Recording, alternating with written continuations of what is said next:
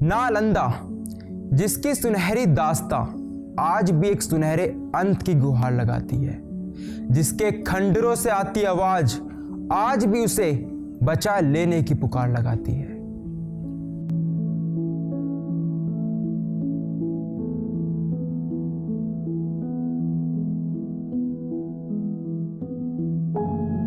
मैं नालंदा विश्वविद्यालय हूं। मैं अखंड भारत का गौरवमय इतिहास हूं। मैं प्राचीन भारत की स्मृत शिक्षा व्यवस्था का प्रतीक हूं। मैं भगवान बुद्ध की शिक्षाओं का केंद्र हूं। मैं त्याग और समर्पण का सर्वोच्च उदाहरण हूं। मैं विश्वगुरु भारत का यशस्वी आशीर्वाद हूं। मैं क्रूरता की त्रासदी झेलकर रोता हुआ इतिहास हूं। मैं वही हूं जिसके खंडर आज भी उसके न्याय की गुहार लगा रहे हैं। जी हां, 6 महीनों तक जलने वाला मैं नालंदा विश्वविद्यालय हूं। आखिर मुझे क्यों जलाया गया? मुझे किस बात की सजा मिली?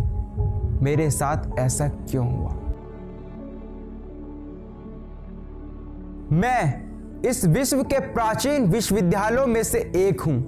मैं भारत के बिहार राज्य में स्थित हूं। मेरे नाम का अर्थ है कभी ना रुकने वाला ज्ञान। मेरी ख्याति भगवान बुद्ध के समय से है। 500 श्रेष्ठियों ने मिलकर 10 करोड़ मुद्राओं से मेरे क्षेत्र को खरीदकर भगवान बुद्ध को अर्पित किया।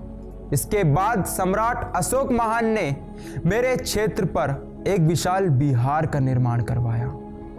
मेरा महत्व धीरे धीरे शिक्षा की दृष्टि से बढ़ता गया और 5वीं शताब्दी तक पहुंचते पहुंचते मेरी ख्याति शिक्षा के केंद्र के रूप में हो चुकी थी। मेरी स्थापना का असल श्रेय गुप्त सम्राट कुमार गुप्त को जाता है। सर्वप्रथम उन्होंने शिक्षा को प्रोत्साहन देने के लिए मेरे क्षेत्र पर एक विशाल विश्वविद्यालय का निर्माण कराया और इसी वक्त से मैं नालंदा विश्वविद्यालय के नाम से विश्वविख्यात हुआ।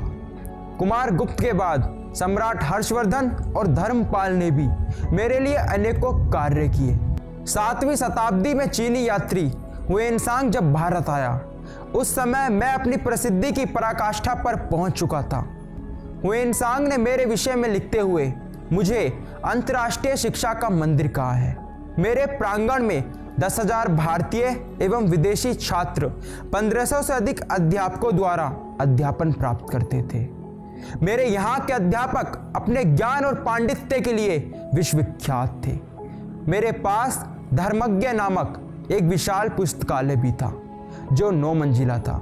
मैं सूर्य के तेज की भांति इस संपूर्ण विश्व को अपनी शिक्षाओं से प्रकाशित कर रहा था, किंतु मैं पूर्ण रूप से इस बात से अनभिज्ञ था कि जल्द ही कुछ होने वाला है और मेरा ज्ञान रूपी सूर्य सदैव सदैव के लिए नष्ट हो जाएगा, क्योंकि कोई आ रहा था जिसको केवल क्रूरता ही प्यारी थी और वो था बख्तियार खिलजी।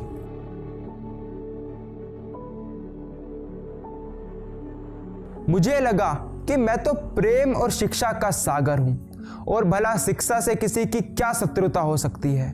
मगर 12वीं शताब्दी में जब बख्तियार खिलजी ने मुझे जलाया तो मेरा ये भ्रम भी टूट गया। बख्तियार खिलजी क्रूरता और दरिंदगी की सभी सीमाओं से परे था। मैं निरंतर 6 महीनों तक जलता रहा।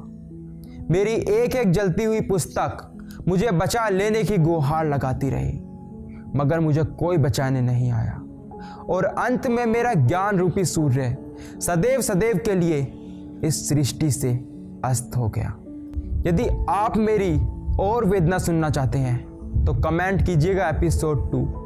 आपकी इच्छा पर मैं फिर आऊँगा और अपनी जलती हुई दास्तां आप सबको सुनाऊंगा, क्योंकि आज भी मेरे खंडर मेरे न्याय की गुहार लगा रहे हैं। जय हिंद, जय भारत।